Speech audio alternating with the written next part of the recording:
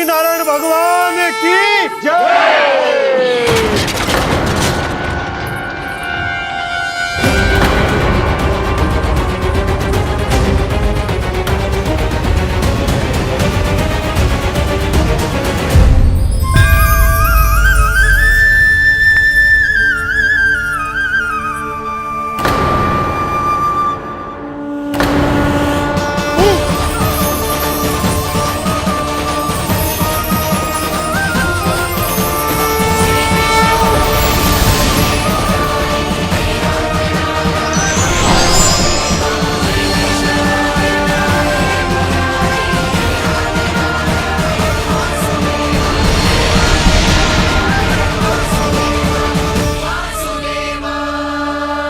प्रभु,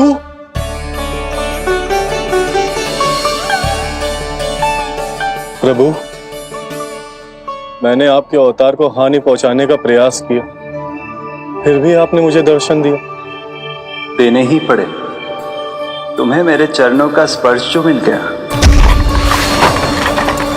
तुम्हें आश्चर्य हो रहा होगा, एक साधारण से स्पर्श से तुम्हें वो मिला जो बड़े से बड़े ऋषियों को भी कठिन से कठिन तपस्या के बाद भी नहीं मिलता। इसका उत्तर तुम्हारे अतीत में छुपा है। दैत्य हिरण्याक्ष के पुत्र के रूप में तुम्हारा जन्म हुआ था। शीघ्र ही तुम बहुत अधिक विशाल और असीम बलशाली हो गए थे, पर तुम अपनी शक्ति का प्रयोग अनुचित ढंग से करते थे। एक दिन तुमने महर्षि लोमस के आश्रम में बहुत ही उत्पात मचाया, हरे भरे वृक्षों को नष्ट कर दिया।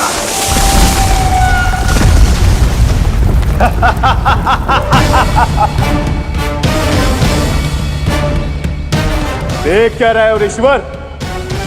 ये विशाल वृक्ष भी मेरे इस विराट तन के आगे कुछ भी नहीं है। जिसे स्वयं अर्जित तक नहीं किया, उस तन पर इतना अभिमान। तो सुन ले, जिनसे तेरा तन बना है, उन्हीं पंच तत्वों में इसी क्षण ये विलीन हो जाएगा। ये मेरा श्राप है तुझे, मेरा श्राप है तुझे।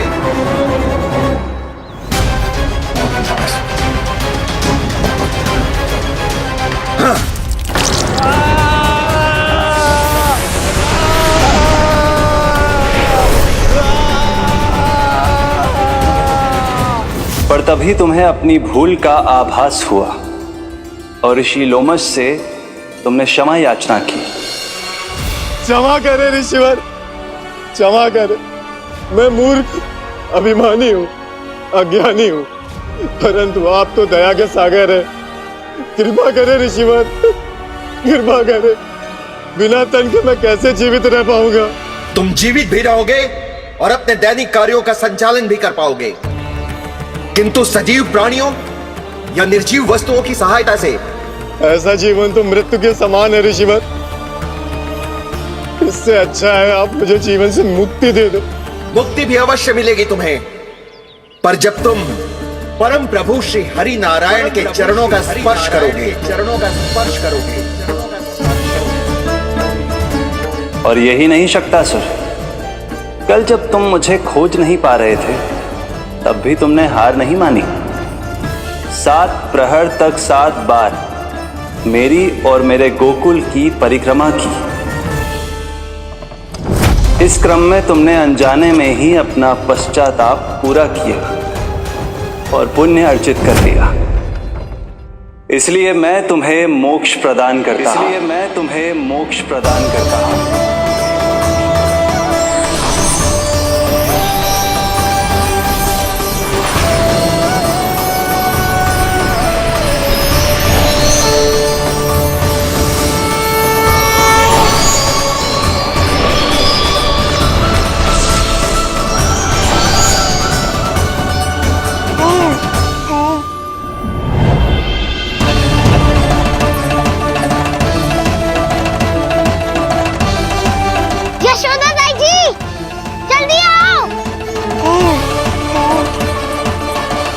नीलमणि, मेरा लल्ला। लल्ला, तुझे कुछ हुआ तो ना है ना? तुम ठीक तो है ना? मेरा नीलमणि, मेरा प्यारा बच्चा।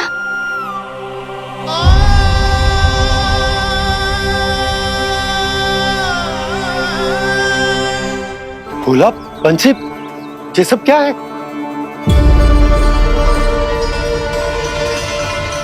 उज्जवल, ये किसने करो है? और देख, कहानी मत सुनाइयो। उज्जवल पुत्र, कैसे हुआ ये सब? किसने किया? और किसने? महाबली नीलमणि ने, बड़ी ताई जी।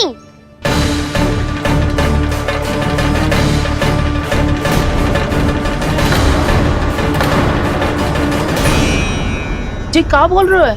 सच्ची सच्ची बता। लो, फिर फंस गया उज्जवल। मैं सच्ची कह रहा हूँ। अचानक तीव्र वेग से वायु चली। फिर ऐसे लगो जैसे कोई भूकंप आ रहा है। और फिर जब मैंने देखा तो ये सकट अपने आप हिल रही थी, खड़खड़ खड़खड़ खड़खड़ खड़खड़। और फिर मैंने साहस दिखाया और उस सकट को रोकने का प्रयास करो। और सकट ना रुको, जे हिले ही जा रहा था, खड़खड़ खड़खड़ खड़खड़ खड़खड़ खड़खड़ खड़खड़। और फिर ऐसे ही हिलते हुए अचानक से आगे बढ़कर सीधा नीलमणि के ऊपर चला आए हो। और फिर सकट भी हिल रहा था, खड़खड़ खड़खड़, और सकट का सामान भी हिल रहा था, थरथर थरथर। ऐसा लगो जैसे सकट नीलमणि को कुचलने को।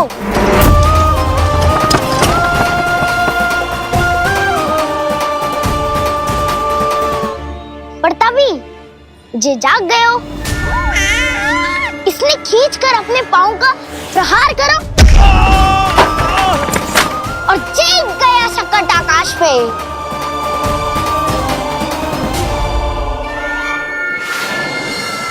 और फिर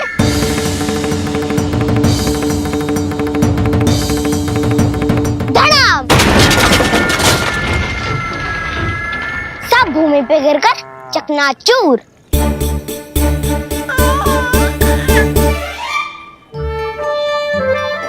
मैं सच्ची कह रहा हूँ ताई जी, नीलमणि के पैर का स्पर्श होते ही वो सकट ऐसे वायु में उड़ी जैसे कोई फूल। अच्छा, और जो तेरे हाथ में ये माखन है, ये भी अपने आप उड़ के आ गया होगा ना? हाँ, मैं सच्ची कह रहा हूँ। सदा बड़पोलापन, ये अच्छी बात ना है लल्ला। सत्य बता। मैया, मैं सत्य बोल रहा हूँ। ये सकट अपने आप ही आयो था और नीलमणि के प्रहार करते ही दूर जा गिरो। अरे, ये बड़बोले से पूछने से अच्छा है कि हमें स्वयं विचार करना चाहिए कि ये सकट टूटा कैसे। हाँ नंदराज, हाँ, हम भी आरती के लिए भीतर चले गए थे। हाँ। अरे, आप सब मेरा विश्वास क्यों ना कर रहे हो? नीलमणि के प्रहार से ही उज्जवल, सकट बहुत पुराना था, पहिया ढीला होकर खुल गया होगा। यशोदा, अनेक कारण हो सकते हैं, चिंता करने की कोई आवश्यकता ना है। मैं चिंता क्यों करने लगी भला? मेरे नीलमणि के गले में रक्षा वाला कंठक पहले से ही है।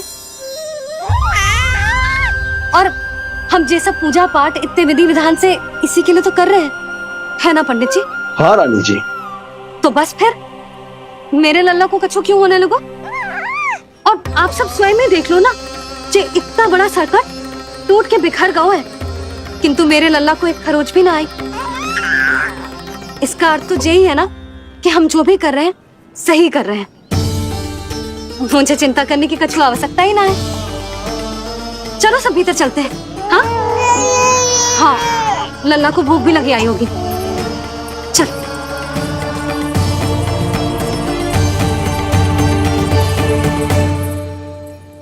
नंदराज जी, अब हमें भी आज्ञा दीजिए। प्रणाम पंडित जी। ध्यान कहाँ था तुम दोनों का?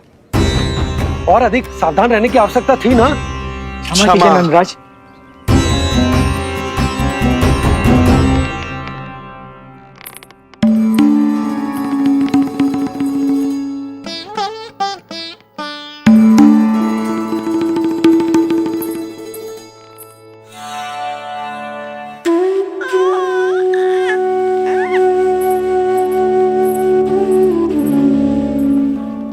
यशोदा, क्या हुआ?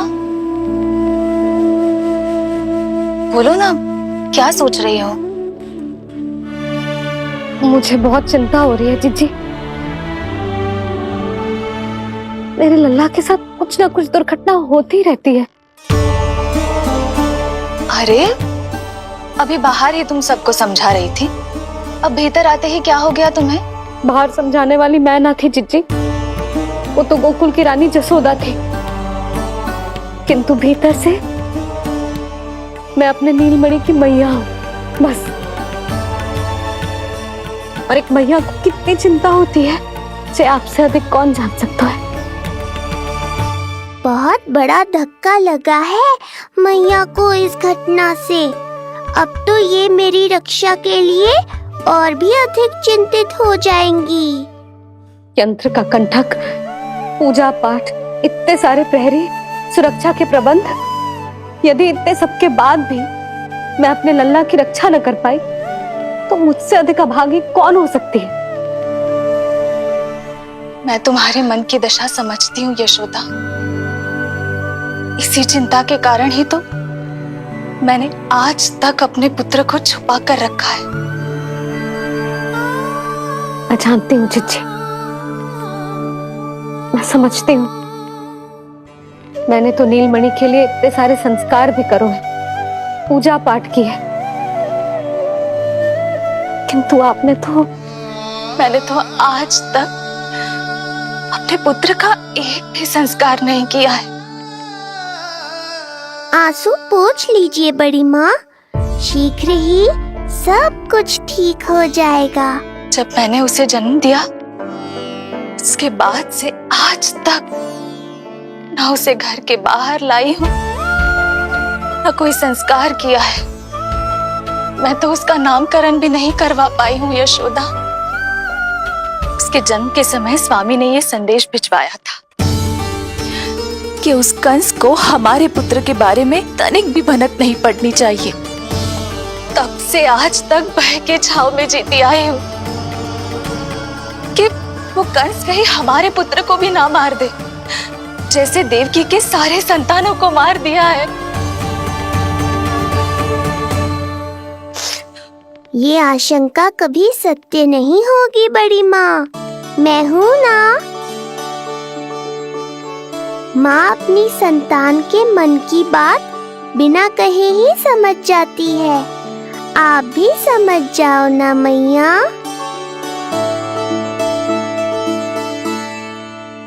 जीजी, हमें रोना ना चाहिए। हमें देख के लल्ला भी रो रहा है। मैया, आपकी सहायता की आवश्यकता है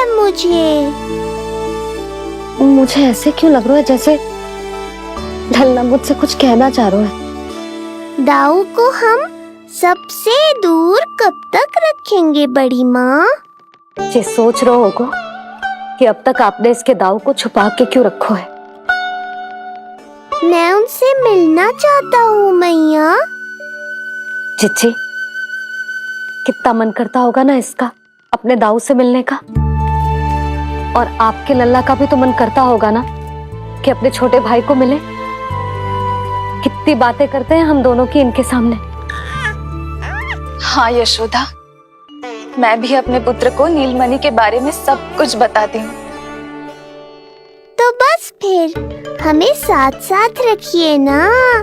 मेरा आधा हिस्सा है वो, उनके बिना मैं अधूरा हूँ मैया। ये दोनों भाई एक दूसरे के बिना अधूरे हैं जीजी। हमें इन दोनों को साथ ही रखना चाहिए। आप ही सोचो, यदि नीलमणि की रक्षा होगी तो आपका लल्ला भी तो सुरक्षित रहेगा। तुम सच कह रही हो यशोदा। हमें इन दोनों को मिलाना चाहिए और साथ में ही रखना चाहिए, सुरक्षित। तब तो शीघ्र ही पंडित जी को बुलाकर हमें शुभ मुहूर्त निकलवाना चाहिए। शुभ मुहूर्त? हाँ, शुभ मुहूर्त। दोनों भाइयों के मिलन के साथ साथ उनका नामकरण संस्कार भी करवा देते। अब अपने दाऊ से मिलूंगा मैं।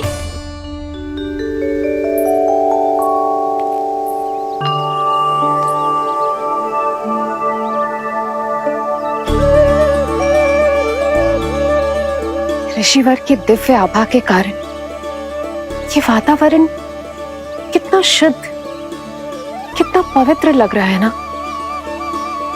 हाँ देवकी, इनका तेज ही ऐसा है कि इनके निकट केवल पवित्रता ही वास कर पाती है। किसी भी प्रकार की दुष्टता इनके पास जाने से पहले ही नष्ट हो जाती है।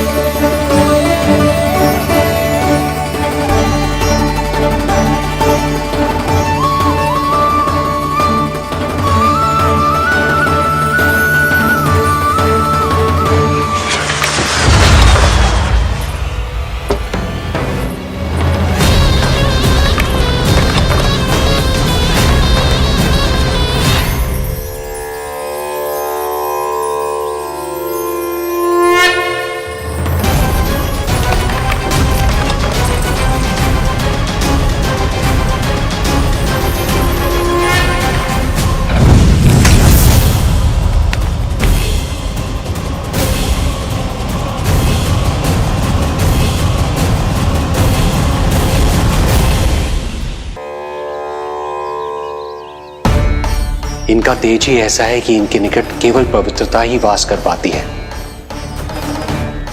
किसी भी प्रकार की दुष्टता इनके पास जाने से पहले ही नष्ट हो जाती है।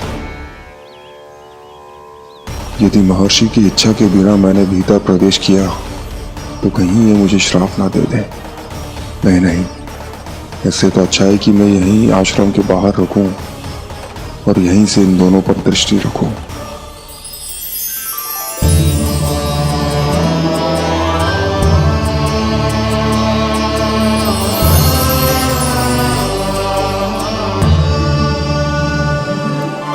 आपके आने का आभास हो गया था राजन। गुरुदेव, जो संतानें हमने खो दी है उनका श्राद्ध करवाने की विनती लेकर हम आपके पास आए हैं। आपका आना व्यर्थ नहीं जाएगा राजन, परंतु मुझे आभास हो रहा है श्राद्ध कर्म इस भेंट का एकमात्र कारण नहीं है।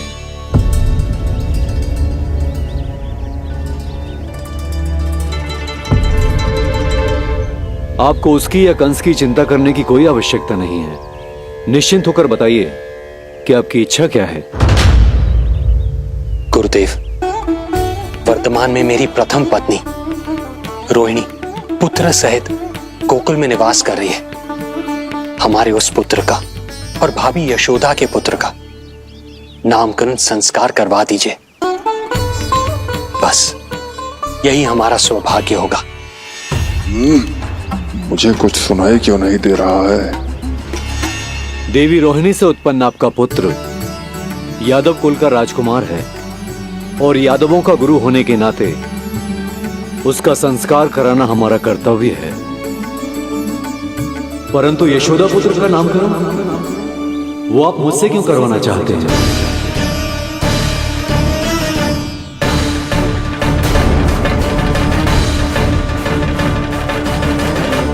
गुरुदेव, सत्य ये है कि रुक क्यों गई रानी देवकी? आपके मन में जो कुछ है कहिए।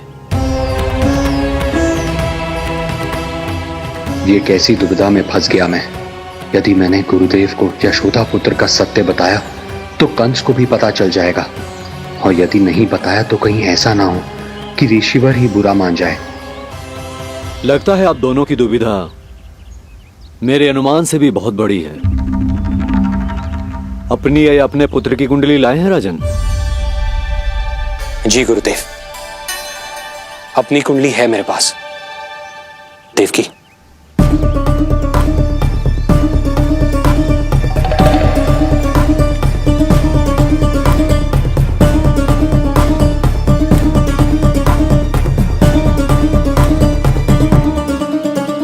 जो रहस्य आप नहीं बता पा रहे हैं राजन, वो ये कुंडली बताएगी।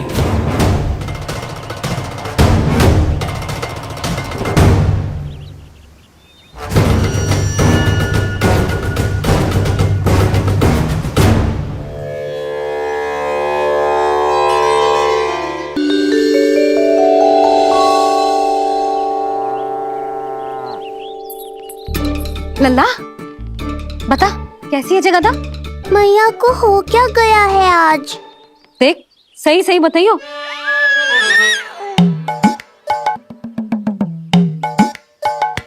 अच्छी है ना? पसंद आएगी ना उसे? हाँ?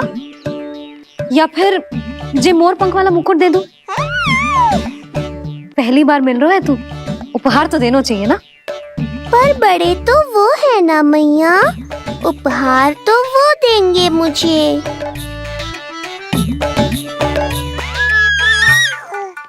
ना ना, मोर पंख वाला मुकुट तो मेरे लल्ला का है ना, जे ना दे सकते। तेरे जैसा कोई कंठा क्या चांदी वाला कड़ा दे दूं? हाँ? इस मिलन के लिए मुझसे अधिक उतावली तो मैया है।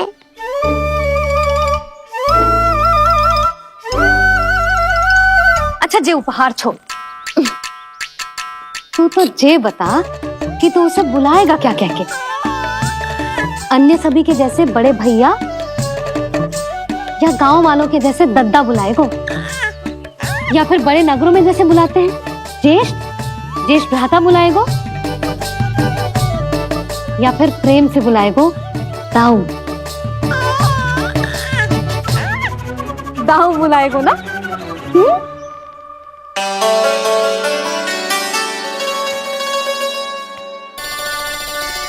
सुनो आपने, हमारे लल्ला ने निर्णय ले लियो, ये अपने भैया को दाऊ कहकर बुलाएगो।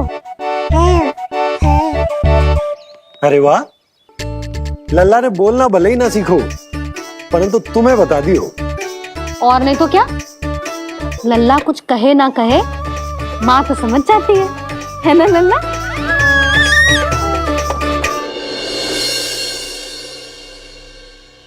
और इसने दाऊ वाली बात पे हाँ भी की है। हाँ हाँ हाँ तो सदानंद जी ने भी कर दिए। लो मैं तो भूल ही गई, क्या कही पंडित जी ने? बता तो ना यशोदा, बाहर से आया हूँ, हाथ पैर तो धो लूं। हाँ जी लो। अब बताओ कब का मुहूर्त निकालो है? तनिक हाथ मुंह पूछ लूं।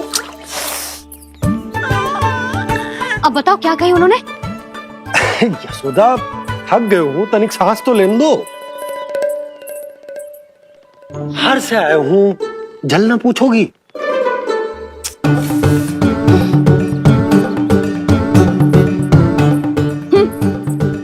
अब बता दो जी।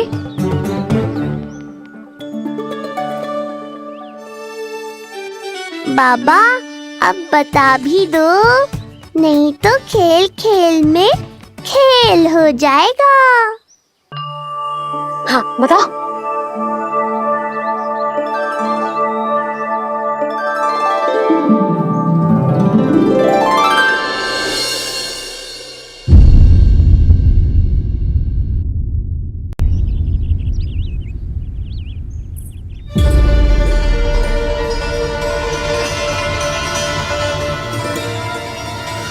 हो क्या रहा है वहां?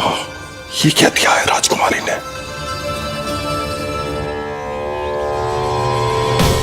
गुरुदेव, शीघ्र ही कोई मुहूर्त बता दे तो बड़ी कृपा होगी। नंद महाराज, अब क्या नामकरण का मुहूर्त भी मुहूर्त निकाल के बताओगे आप? हैं? क्रोधित क्यों हो रही है यशोदा? बताता हूँ, धैर्य धरो। हाथ मुंह धो लिया, जल पी लिया, विश्राम कर लिया, अब कितनी प्रतीक्षा करवाओगे? हैं? मैं सब समझ रही हूँ, आप जानबूझ के मुझे सताने के लिए ना बता रहे। मैया कितनी भोली है बाबा, आप क्यों सता रहे हो उन्हें? बस बस बस, इतना भावुक होने की आवश्यकता ना है। बता तो, पंडित जी ने बताया है एक बहुत ही शुभ मुहूर्त आने वाले सप्ताह में ये है। और जानती हो जिस शुभ मुहूर्त किस दिन पड़ेगा? जिस दिन हमारा लल्ला पूरे 100 दिन का हो जाएगा। इससे अच्छा मुहूर्त तो हो ही नहीं सकता। धन्यवाद गुरुदेव।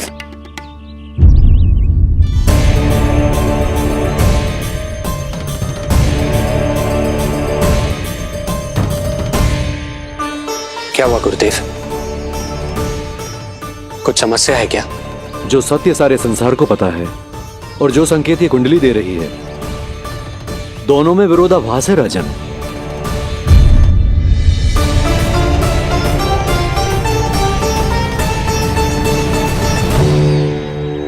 मैंने कहा ना राजन, उसकी चिंता करने की आवश्यकता नहीं है। ये कुंडली मुझसे कह रही है कि आपके भाग्य में केवल पुत्र थे, आपके भाग्य में केवल पुत्र थे। तो पुत्री कैसे हुई? इस कुंडली के अनुसार आपकी दोनों पत्नियों के एक एक पुत्र जीवित हैं।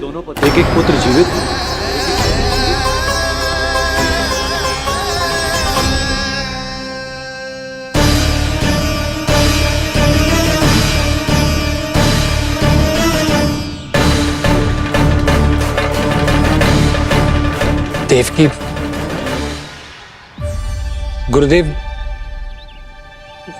गुरुदेव मैं कुछ कैसे? कहने की आवश्यकता नहीं है राजन, मैं जानता हूं मेरे प्रश्नों के उत्तर कहां मिलेंगे। अरे कौन से प्रश्न और कैसे उत्तर? किस बारे में बात कर रहे हैं? ये लोग जो भी बात कर रहे हैं वो मुझे सुनाई क्यों नहीं थी? सही समय की प्रतीक्षा कीजिए राजन, आपके दोनों कार्य पूर्ण होंगे।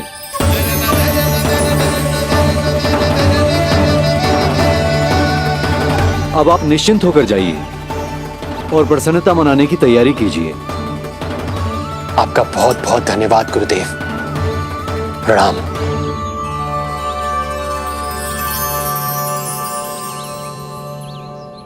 सच्ची?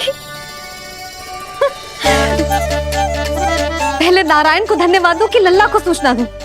कुछ समझ में ना आ रहा। लल्ला मैं अभी आया।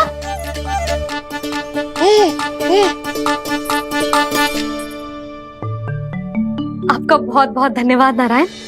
अब शीघ्र ही मेरे लल्ला और उसके दाऊ को उनके नाम मिल जाएंगे, वो नाम जिससे वे पूरे संसार में पहचाने जाएंगे। अब लल्ला को बताती हूँ। लल्ला, तू जैसे ही 100 दिवस का हो जाएगा, तेरा और तेरे दाऊ का नामकरण हो जाएगा। हाँ।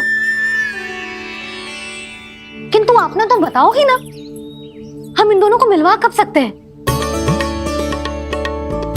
क्या देख रहे हो, बताओ तो। यशोदा, पंडित जी ने कही कि दोनों भाइयों को मिलवाने के लिए कोई मुहूर्त की आवश्यकता ना है, तो हम चाहें तो इन्हें आज भी मिलवा सकते हैं। लल्ला सुनो तूने, तू आज ही अपने दाऊ से मिल सकता है। मैं अभी सारी तैयारियां करती हूँ। भव्य मिलन होगा गोकुल में, भव्य मिलन। कुंडली के अनुसार इन दोनों के 8 पुत्रों में से 2 जीवित बचे हैं। पहला तो रोहिणी पुत्र है, और दूसरा कौन है? और वो कन्या कौन थी जिसे कंस ने मारा था? वासुदेव की कुंडली में अभी तक पुत्री योग बना ही नहीं है।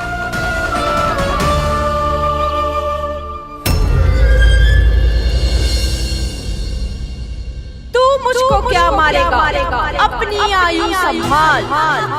काल तेरा अवतरित रूप है उसका उपाद।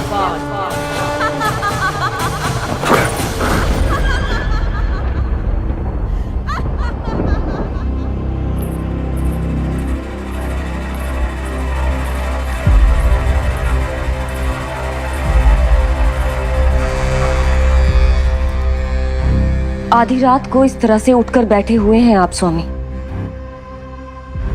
मैं ये तो नहीं जानती कि किस बुरे स्वप्न ने आपकी नींद छीन ली है, परंतु इतना अवश्य जानती हूं कि जो सूचना ये गुप्तचर लेकर आया है, इसे सुनकर आप रात भर सो नहीं पाएंगे।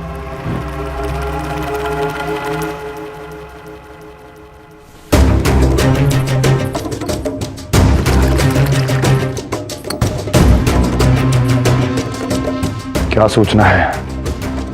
महाराज, उत्कच मारा गया। उत्कच मारा गया। उत्कच मारा गया।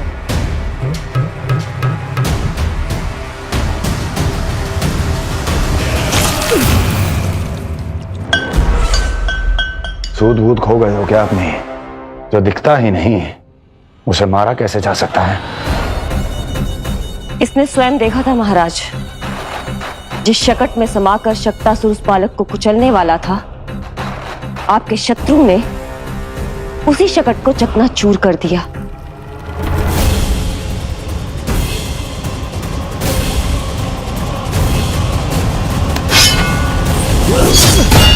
महाराज क्षमा। लगता है आपके सैनिक और तलवार दोनों की धार कुंद पड़ गई है महाराज।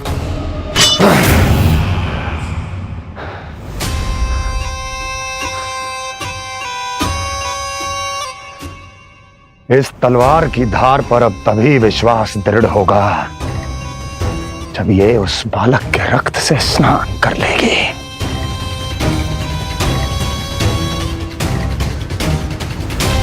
पर कैसे? कैसे?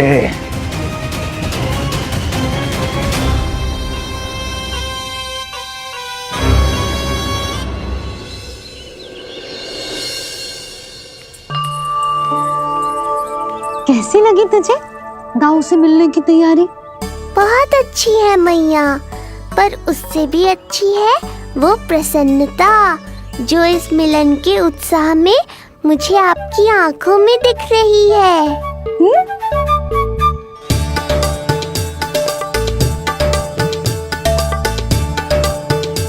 यशोदा, तुमने तो दो भाइयों के मिलन को भी त्योहार बना दिया। हाँ तो ये किसी त्योहार से कम थोड़ी ना है। ये शुभ दिन दोनों भाई के मिलन को पूरा गांव देखेगो। तो फिर अब बड़ी मैया को बुलाओ ना मैया। यशोदा जी, रोहिणी जीजी इतनी प्रतीक्षा क्यों करवा रही है? इतने दिवस से छुपा के रखे लल्ला को, अब तो शीघ्रता करनी चाहिए ना, है ना भाभी? प्रतीक्षा अवश्य की है, किंतु फल भी तो मीठा मिलेगा। आती होंगी रोहिणी जीजी।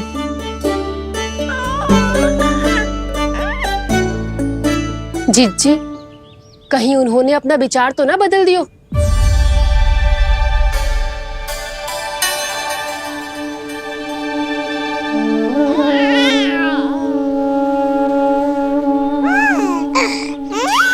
कितनी शीघ्र चिंतित हो जाते हो आप सब।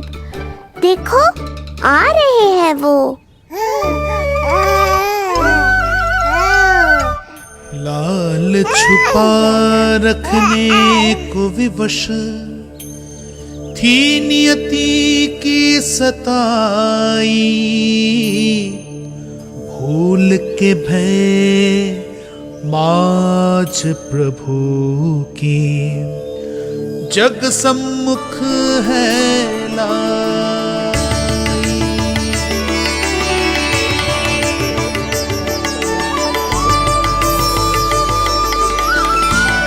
देखो तो कितनी मधुर मुस्कान है। और आंखें कैसी गंभीर और गहरी है। अरे अरे, ये तो हमारी नीलमणि की तरह सुंदर भी है। सही कह रही है तू, और कितना प्यारा भी है। और कितना पलसानी भी लग रहा है ये, है ना? तो देखो इसके। हाँ बिल्कुल लाल लाल टमाटर की तरह।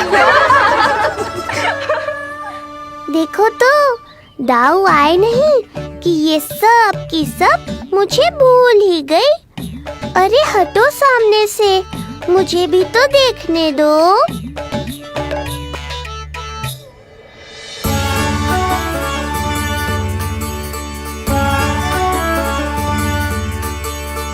मैया सहायता करो ना।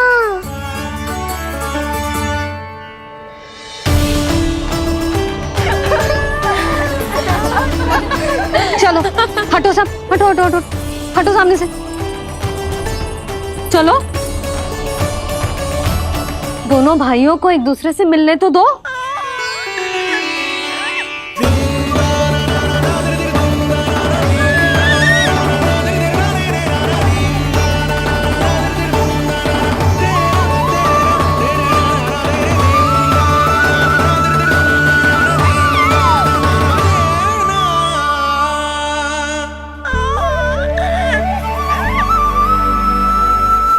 चल लल्ला, चल आजा। देख लल्ला, आ गए जे तेरे भैया, तेरा दाऊ जी भर के बातें करो और निहारो एक दूसरे को। लाओ जिज्जी, आजा। ये रहे तेरे दाऊ। आओ जिज्जी।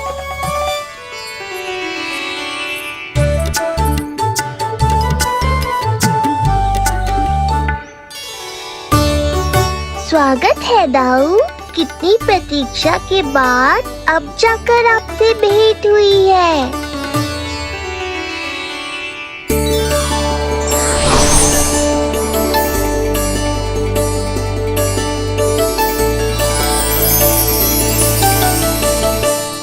क्या हुआ दाऊ? मुझे पहचान नहीं पा रहे? कितनी देर लगाओगे दाऊ? अब तो पहचान लो, छोटा भाई हूँ आपका।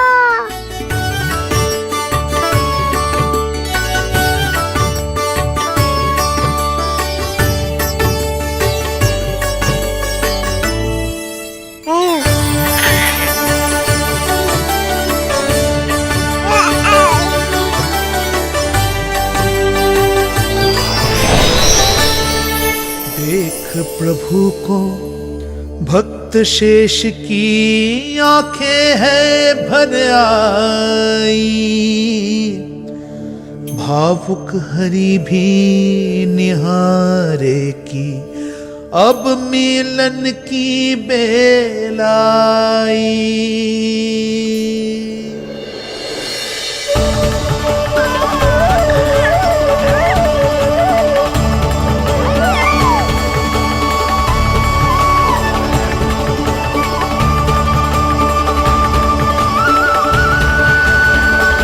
प्रभु, आपके दर्शन पाकर मैं धन्य हो गया। प्रभु नहीं, छोटा भाई पुकारो शेष। ये कैसे संभव है? आप नारायण हैं, मेरे प्रभु। ये जानते हुए भी मैं आपसे बड़ा कैसे बन सकता हूँ? हर दुविधा की तरह इसका भी समाधान है शेष। अब तो हम एक दूसरे से मिल भी चुके हैं। पृथ्वी पर हमारा सूत्र जुड़ चुका है, इसलिए समय के साथ तुम ये भूल जाओगे कि तुम्हारा ये भाई मेरा ही अवतार है। ये क्या कह रहे हैं प्रभु? वही जो आवश्यक है, नहीं तो तुम नीलमणि के बड़े भाई होने का कर्तव्य कैसे निभाओगे? कैसे डांटोगे मुझे? और बड़े होने के नाते मुझ पर अधिकार कैसे दिखाओगे? पर प्रभु, पर किंतु परंतु ये सब भूल जाओ शेष। आज से इसी क्षण से मैं हूं तुम्हारा छोटा भाई और तुम मेरे ताऊ। मैं हूं तुम्हारा छोटा भाई और तुम मेरे ताऊ। नारायण नारायण दाऊ। दोनों इतने सुंदर लग रहे हैं, मेरी तो दृष्टि भी ना हट रही इससे। कहीं मेरी ही दृष्टि ना लग जाएगी।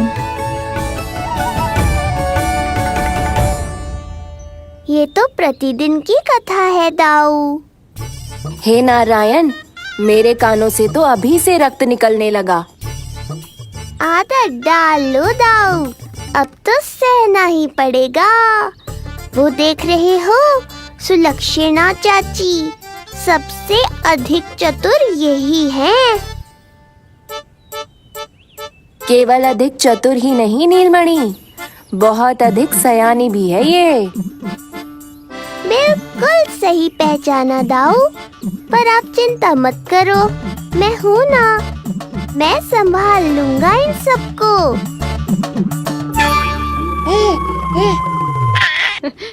देखो तो जिज्जी, इन दोनों की दृष्टि एक दूसरे से ऐसी चिपक गई है कि अब हटने का नाम ही ना ले रही। जे सूचक है उस प्रेम के बंधन का, जिसमें ये दोनों भाई आज के बाद सदा के लिए बंध जाएंगे।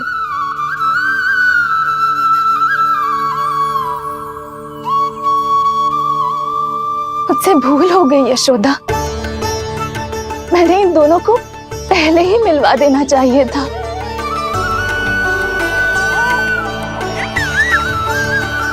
मैं कहती थी ना आपसे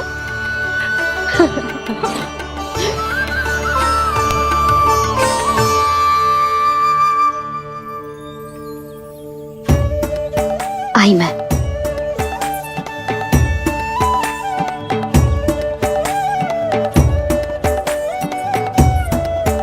क्या सोच रहे हो ऐसे खड़े खड़े? देख रहा हूं दोनों भाइयों का ये मिलन किसी त्योहार से कम थोड़ी ना। सही कहा था तुमने।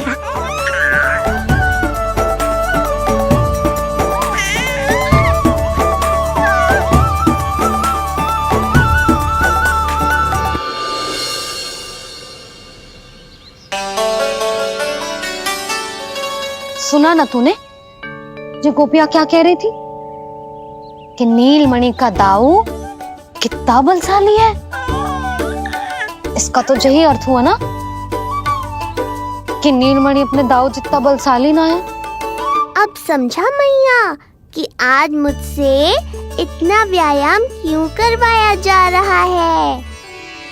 पर मुझे पता है मेरा नीलमणि सबसे अधिक बलशाली है। हाँ।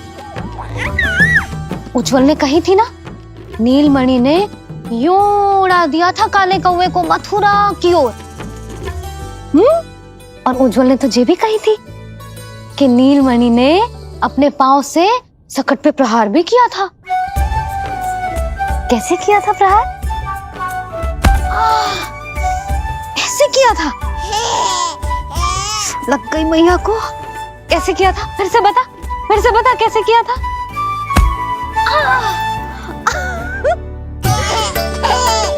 मेरे लल्ला में कितना बल है। मैया को ही धकेल दियो पीछे।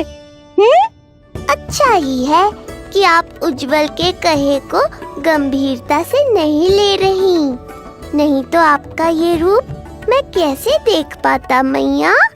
फिर से बता कैसे मारा था? कैसे मारा था?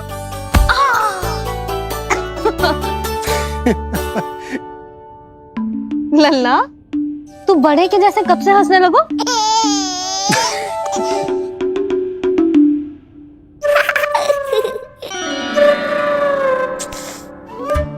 आप यहाँ क्या कर रहे हो? छुप छुप के मैया और लल्ला को खेलते हुए देखने के अतिरिक्त और कोई कार्य ना है आपके पास? कार्य तो है, पर यह अधिकार भी है कि मैं अपनी बड़ी सी पत्नी को अपने छोटे से लल्ला के साथ छोटे बालकों की तरह व्यवहार करते हुए देखूं। हाँ? अब देख लियो ना, अब जाओ अपना कार्य करो। कार्य तो कर लूंगा, परंतु मेरा पेट मुझसे कह रहा है कि इसे भूख लगी। भूख लग गई? भोजन का समय होगा। अभी लगाती हूँ भोजन।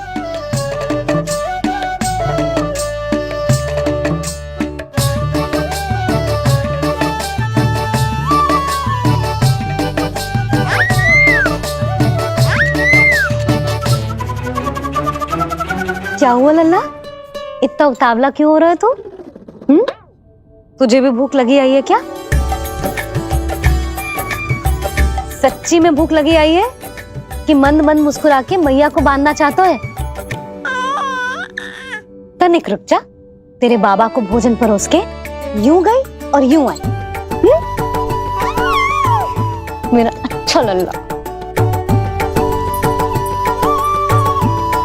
आई।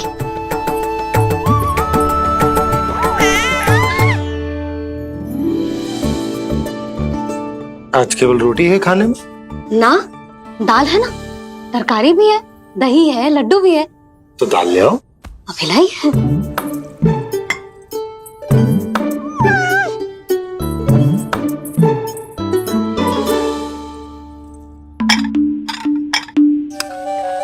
अवश्य भूख ही लगी होगी उसे। यशोदा, दही नहीं दाल। क्षमा करना, भूल हो गई।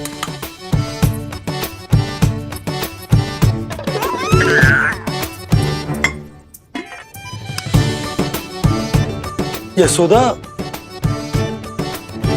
दाल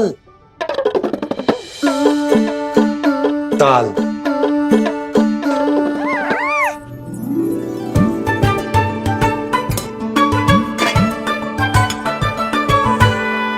अब ऐसे क्या देख रहे हो?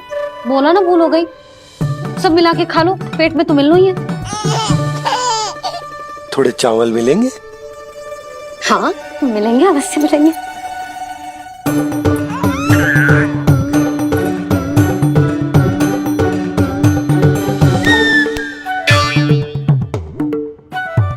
लड्डू नहीं, चावल।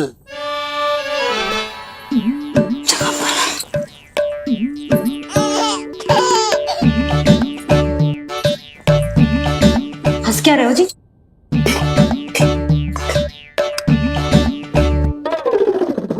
आज व्यायाम भी बहुत कस के करवाओ था मैंने, कहीं अधिक भूख तो ना लगी होगी। सच्ची है सुधा, बिल्कुल ना बदली तू। पहले रामू की चिंता में व्याकुल रहती थी और अब हम नीलमणि में तुम्हारा मन लगा रहता। हाँ तो लल्ला भूखा हो और मैया का मन व्याकुल भी ना हो, ऐसा हो सकता है भला? फिर तो दूध पिला दो ना उसको। जाऊं? शीघ्र जाओ। किंतु आप तो खा रहे हो ना पतिदेव। वही तो यशोदा, मैं खा रहा हूं, किंतु वो भूखो है। जाओ। ठीक है। यहाँ थी तो लल्ला की भूख के लिए चिंतित थी, अब वहां जाएगी तो पक्का मेरे भोजन के बारे में चिंता करेगी। कहीं आधे ही भूख में ना उठ जाए तेरे बाबा, उन्हें कुछ और चाहिए होगा तो? सही कहा था बाबा ने, वहाँ मेरी चिंता थी, यहाँ बाबा की चिंता है। सच्ची मैया अनोखी हो आप।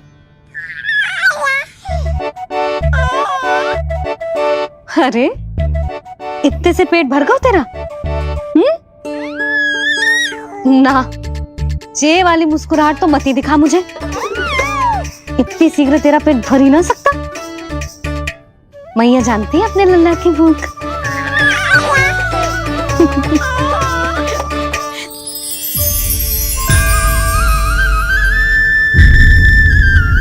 ये क्या है? लल्ला, ये क्या था तेरे मुंह में? दिखा दिखा।